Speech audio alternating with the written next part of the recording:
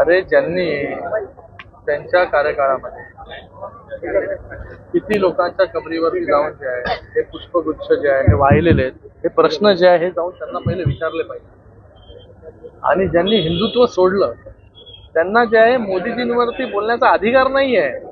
त्यांना त्यांची जागा जी आहे ती लोकांनी या इलेक्शन मध्ये जे आहे हे दाखवून दिलेली आहे की हिंदुत्व सोडल्यामुळे जे आहे ते काय होतं.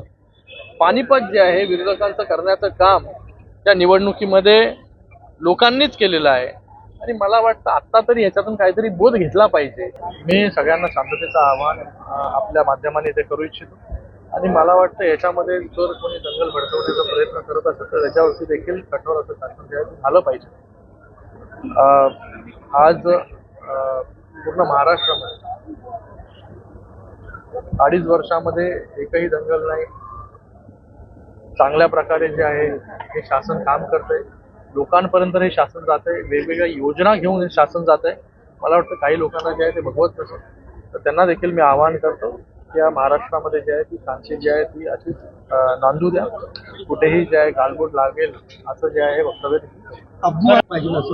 अबू आझमी सारखे जी शब्द जे आहे ते माझ्या तोंडात आले होते.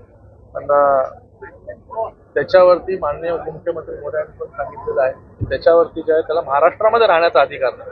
त्यांच्यावरती जे आहे ते देशद्रोहाचा कलम जो आहे तो लागला पाहिजे.